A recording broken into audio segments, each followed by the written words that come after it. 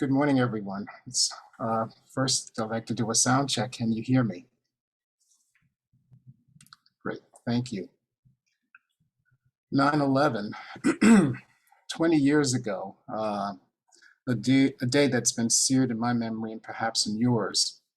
Some of you know that I went to an Episcopal seminary, the General Theological Seminary that's located in Chelsea, here in New York City. That's where I live. And I remember that day being very clear. There was not a cloud in the sky. It was very blue, crisp. Everything was sharp. And I was in a seminar at that day. And usually when you come in as a student, you're given a handbook. And you're told that when the chapel bell continues to ring, that means that there's something that's come up and that the community needs to gather. So we were in a seminar that morning. I was in the seminar that morning, and one of my classmates who was a doctor came in, and she had earphones on, and there was this look of shock on her face, and she just said, I just heard on the radio that a plane crashed into one of the towers at the World Trade Center. And so I thought, well, it must have been a helicopter or one of those propeller planes or something. And she just sat down and she had this really intense shocked look on her face. And then all of a sudden, the chapel bell started to ring. And we were told to stay in seminar. We couldn't leave. And the next thing I remember is I heard sirens, police cars, ambulances. And then the next thing I heard were jets, and they're completely different from the airlines. I mean, building shakes when they were flying over the seminary. And seminary is located 4 miles away from the World Trade Center. And so as the bell was continuing to ring, there was a knock on the door. It was one of the professor's wives. And she was in tears, and she said, you all need to come to the chapel. Something terrible has happened. So out we went, and as I'm walking towards the chapel, in front of the chapel was faculty, administrative staff, ground staff, everyone, and someone was listening to the radio and said, oh my God, the Pentagon's been hit. At that point, I found out that one of the towers had fell and that the other one was on fire. For me, the world had stopped. The idea that America could be attacked was just something I couldn't fathom. And I remember the days afterwards, seeing so many American flags out, being on cars, everywhere you looked, there were American flags.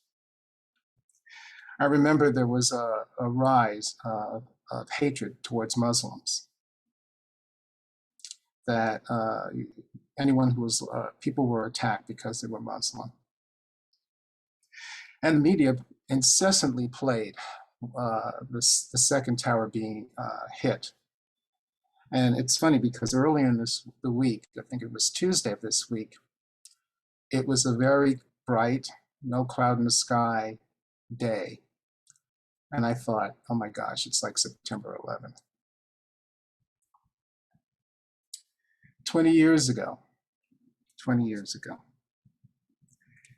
And how the world is a different place now. We're dealing with a pandemic. We're dealing with gun violence. Women have lost their voice and choice.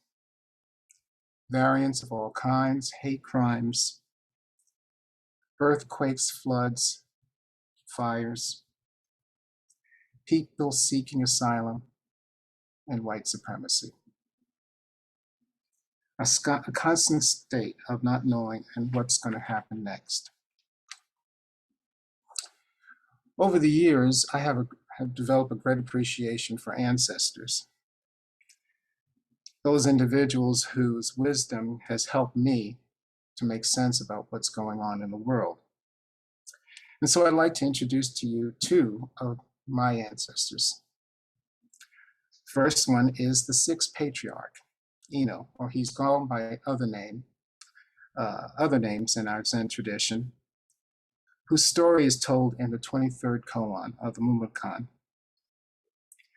The story is about a young man whose father dies, and he's left with the responsibility of taking care of his widow mother, by selling fire sticks.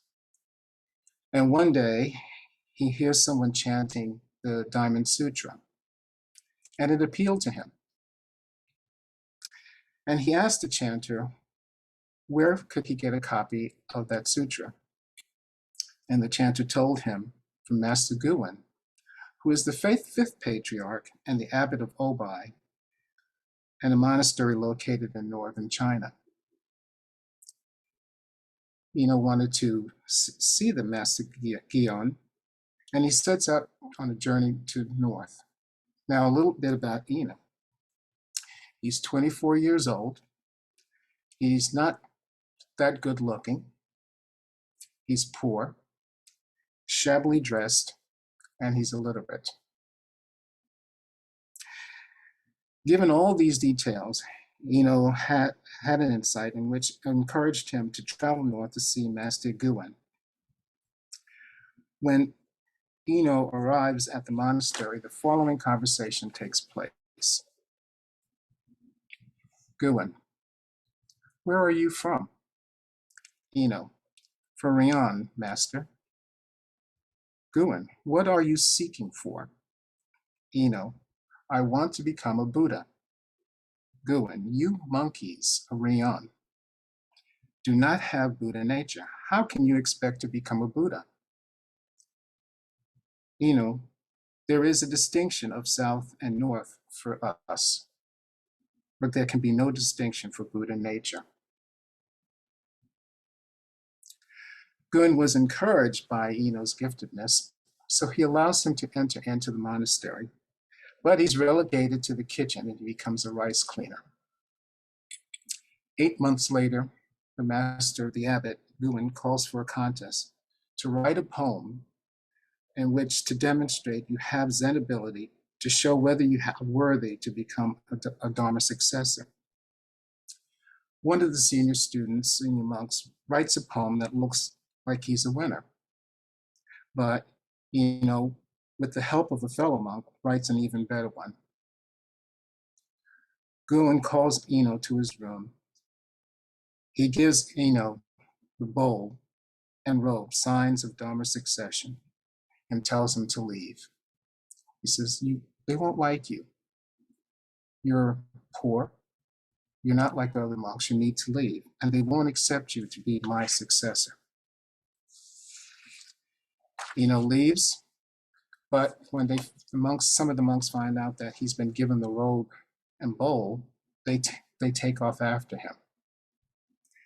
Among one of those many monks is a monk who was a retired general by the name of Meowth. When he finally catches up to Eno, he demands that he surrenders the bowls and robe. The Dharma cannot be in your hands because you're a hick. Eno says, the bowl and robe are signs of faith and trust. They cannot be taken by force. So he puts down the robe and bowl. Meowth goes over to try to snatch it away, but he can't do it. And he starts to cry.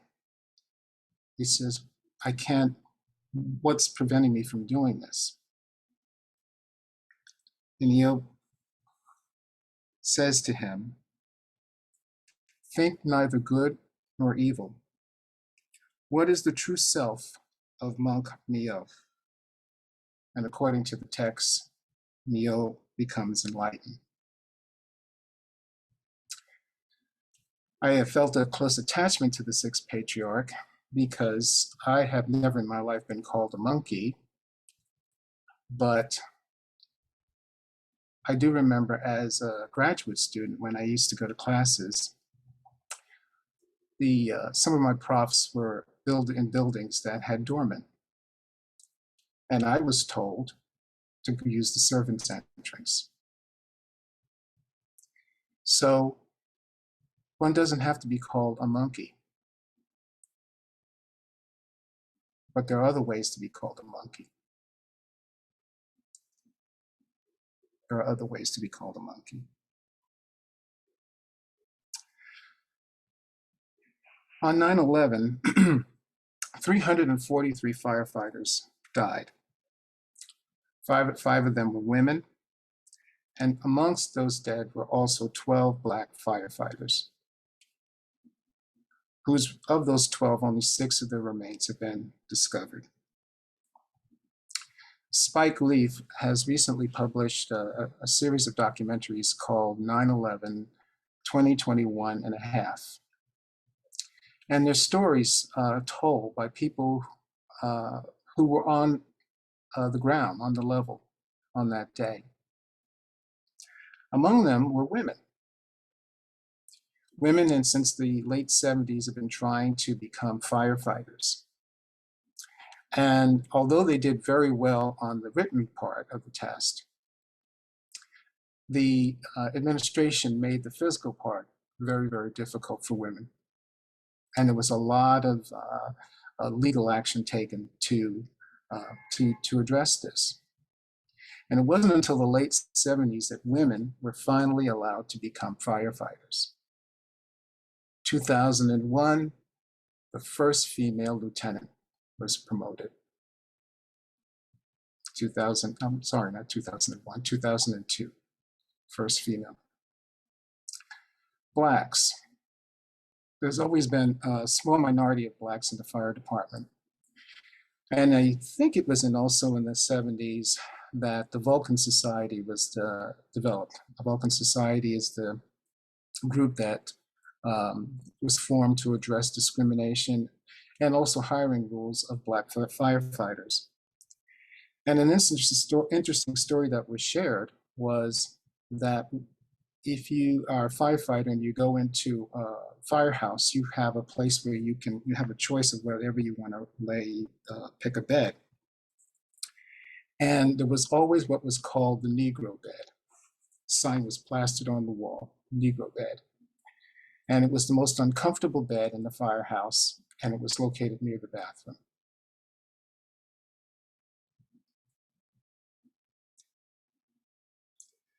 So there are many ways to be called a monkey.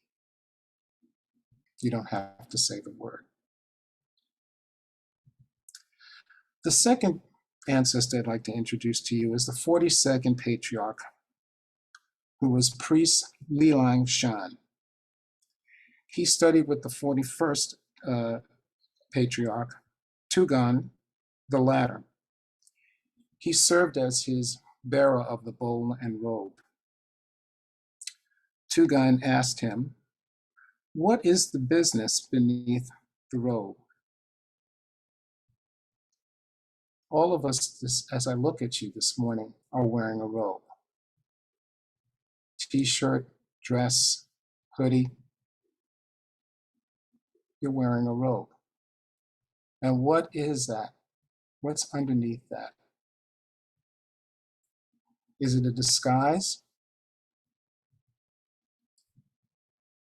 What's underneath the robe you wear?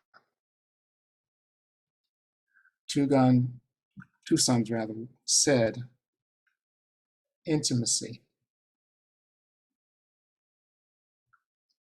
The answer that we have to come up with will be our own.